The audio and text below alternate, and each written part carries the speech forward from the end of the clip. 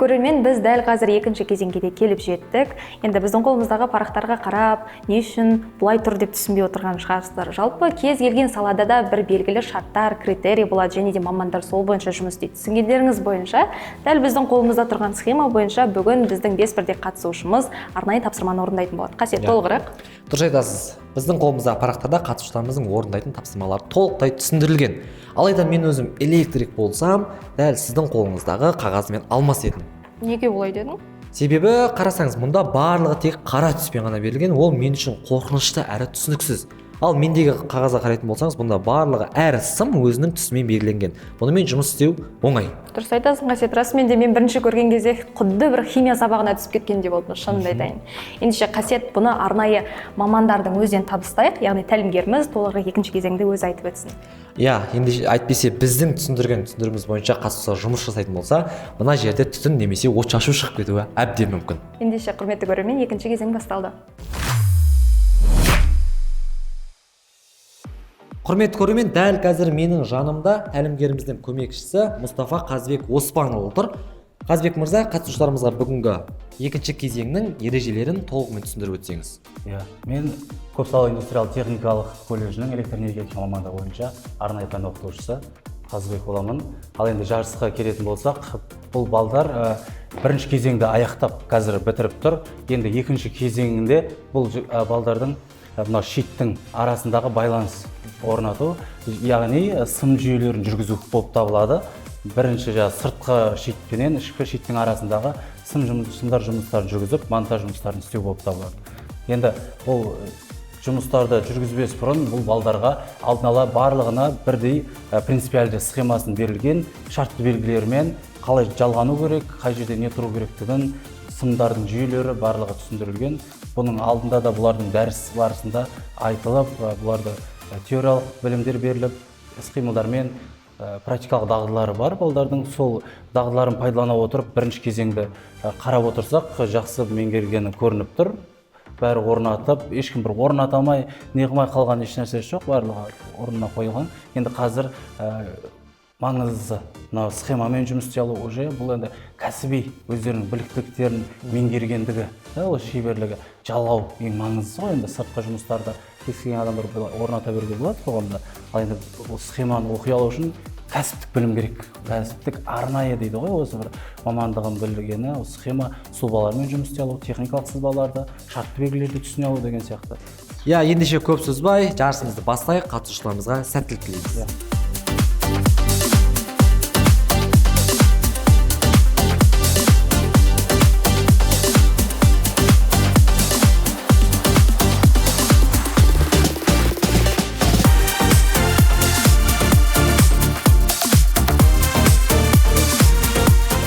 Шерзод, жалпы дәл қазір істеп жатқан жұмыстың бұл мақсаты қандай бұның? Бұның мақсаты сымдарды сыртқы факторлардан қорғау. Шерзод, мысалы, неге бұл былай дәл осылай істелінген, неге былай тігінен жасай салмаймыз? Өйткені бұлар сымдардың қандай түзу болу керек, ертең бір короткий замена сияқты заттар болып қалғанда, оны андай ашып неғылуға ыңғайлы болу үшін. Сен дәл қазір схема бойынша келесің ба? Иә.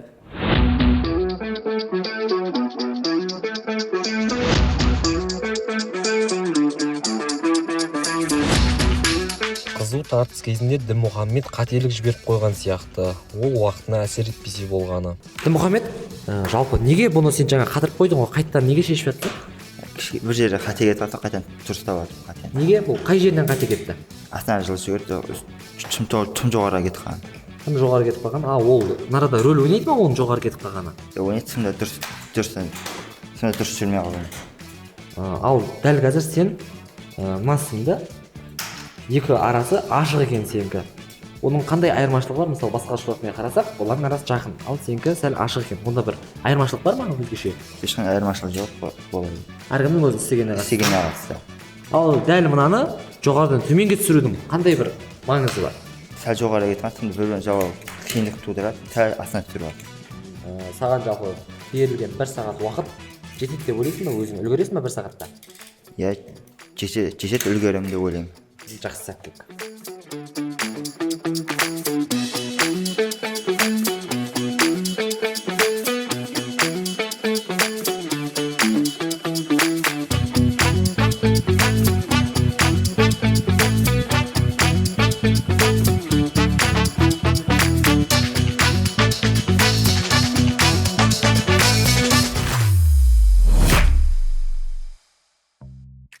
ержігіт, жалпы қазір сен пайдаланып жатқан бұйым бұл қандай қызмет атқарады? Бұл кабель канал бұл адамға қауіпсіздік ретінде қолданылады. Яғни сырты жауап тұрады ғой, сыртын, қорғаныстан. Сымның сыртын жауып, тоқ адамға ұрмау үшін сәл қорғап тұрады. Ержігіт, маған қызық болып тұрған дәл қазір барлық сым каналдары осы жерге келіп тоғысып жатыр. Яғни мына бөліктің қызметі қандай? Бұның қызметі лампочкаға, включателге тоқ шашады, тоқ таратады. Яғни келген барлық тоқтың қызметін әрқайсысына бөліп береді. Иә, әрқайсысына бөліп береді. Жалпы жұмыс барысы қалай болып жатыр сенде? Жұмыс барысы жақсы, өте жақсы. Берілген бір сағаттың ішінде үлгеремін деп ойлайсың ба? Иә, үлгерім жетеді.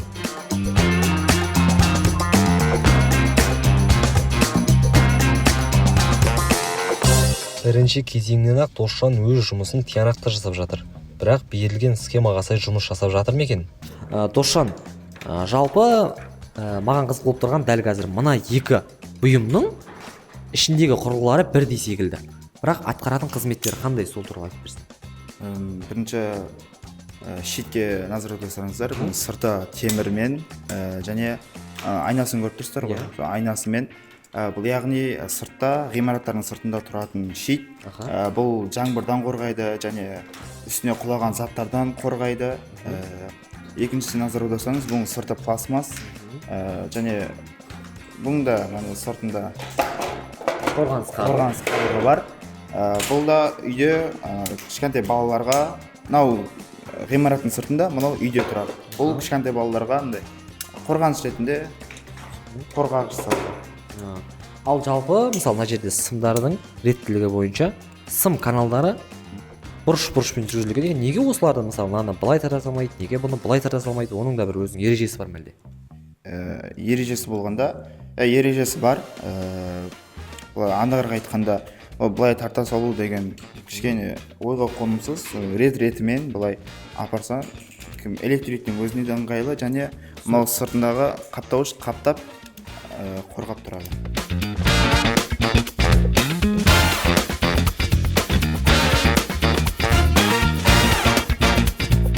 Валерий, жалпы екінші кезең жұмыс барысы саған қалай болып жатыр? Жақсы. Енді менде бір сұрақ болып тұр. Мұнда қазір қаншама схема тұр, және де бір ғана лампочка тұр. Ал неге осы бір лампочкада екі қосқыш орнатылған? Потому что ол бірінші этаждан кіресің үйге, сол қосасың, мынау жанады. Екінші этаж мінесің, анақта спальня болса жатасың.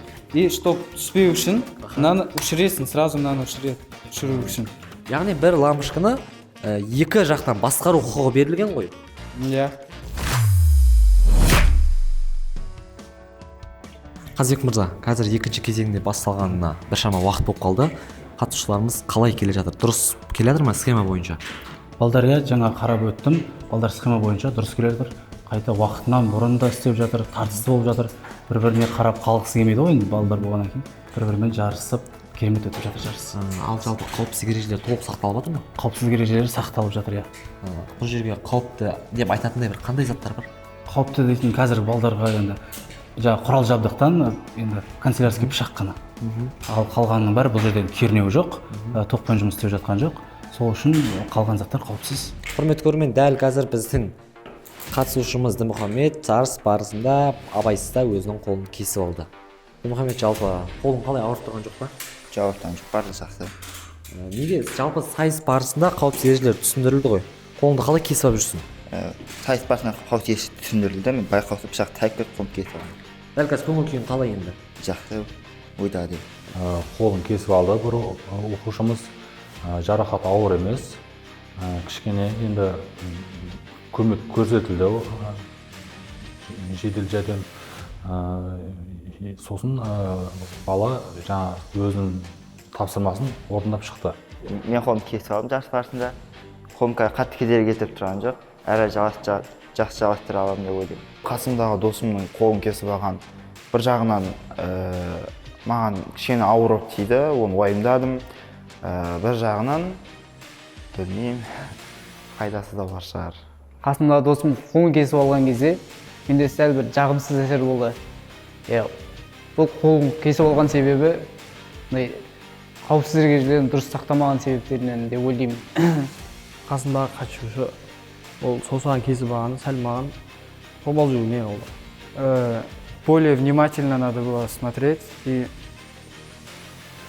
следить за техникой безопасности, и с ножом надо осторожнее обращаться. Балдарға тағы да қауіпсіздік ережелерін толық түсіндіріп өттік. Қауіпсіздік ережелерін сақтауымыз керек.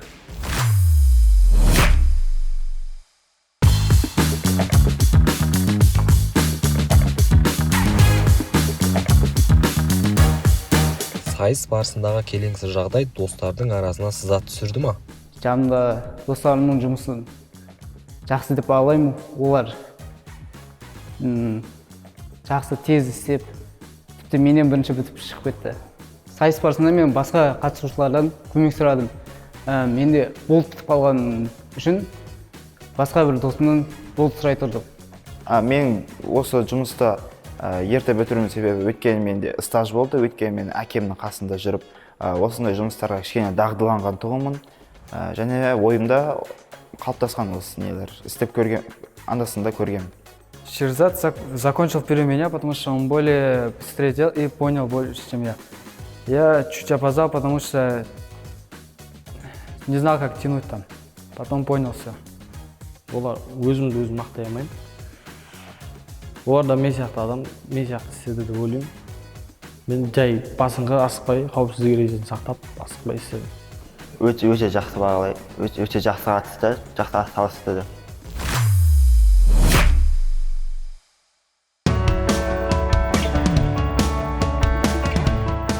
Орын алған келеңсіздікке қарамастан екінші кезеңіміз де аяқталды. Бастысы үміткерлер сайыстан шектетілген жоқ. Екінші кезең айтарлықтай қиын емес, өте оңай болды деуге болады.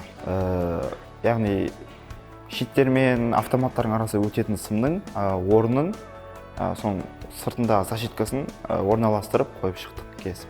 Екінші кезең жалпы жақсы өтті. Аздаған қиындықтар болды. Мен үшін қиындық болған жер заттарды кескен кезде сәл қиындық туғызды. Екінші кезең алғашқы кезеңге қарағанда сәл ұқыптылықты қажет етті. Сол үшін қиынырақ болды. Бізге кабельдердің сыртын қоршау берілді. Біз оны орындадық. Екінші кезең өте жақсы өтті. Бірінші кезеңге қарағанда оңайырақ болды. Бірінші кезеңде автоматтар құрау болды, ал екінші кезеңде сымның қорғаныс қабатын орнаттық. В первый раз мы ставили щит, коробка, лампочка, так далее. А во второй раз мы тянули, провода тянули. Данное время мне 1 час не хватило. Жаңа алдыңғы берген интервьюімде айттым ғой, үйге қойылатын автоматтың щиті бар емес, пластмасс. Соның кабель өтетін жерін тесу өте қиын болды маған. Пышағым сынып қалды. Және жаңа мен қасымдағы бәсекелесінде қолым кесіп алды. Сол жерін істеу маған өте қиын болды, сосын сәл ашуландым. Сайыскерлеріміз үшін бұл кезең қызық әрі қиын өткенін білдік. Ал Тәлімгер мырза екінші кезеңді қалай бағалайды екен? Мына бүгінгі сайысымыздың екінші кезеңі туралы айтатын болсақ, балдар жақсы, өз уақытынан ерте бітіп отыр. Тапсырмамыз ондай аса күрделі емес екен. Барлығы ережеге сай, балдар жақсы орындап шықты. Ал достар, сонымен екінші кезеңде аяқталды. Жалпы алдарыңызда біздің қатысушыларымыздың жасаған жұмысы тұр. Енді маған қызық болып тұрғаны қасиет. Жалпы қатысушыларымыздың жұмыс процесі қалай өтті? Дұрыс айтасыз, қатысушыларымыздың жұмыс барысы өте керемет өтті. Мынау алдымызда тұрған жұмысқа қарап, бір көрген адамға түсініксіз, бірақ бір лабиринтке ұқсас. Себебі қараңызшы, әрбір жүрген жол бір бұрыш, қиылыс бір жолға ұқсас. Қасиет таппайтыныңыз жоқ, Енді жалпы қатысушыларымыз осы жарыстың басында техникалық қателіктерді, болмаса жарақат болсын келтірген жоқ па? Енді тоқпен жұмыс істеу бұл оңай емес негізі. Дұрыс айтасыз, жалпы кез келген жұмыс барысында техникалық қауіпсіздік шараларын сақтау өте маңызды. Біздің қатысушыларымыз бірі ерте бітті, бірі кеш бітті, бірі тапсырма дұрыс орындады, тіпті арасында қолын жарақаттап алған қатысушыларымыз да болды. Алайда қатысушымызға арнайы көмек көрсетілді, жарысты ары қарай жалғастырып жатыр. Ендеше құрметті достар, біз екінші кезең аяқталды деп хабарлаймыз.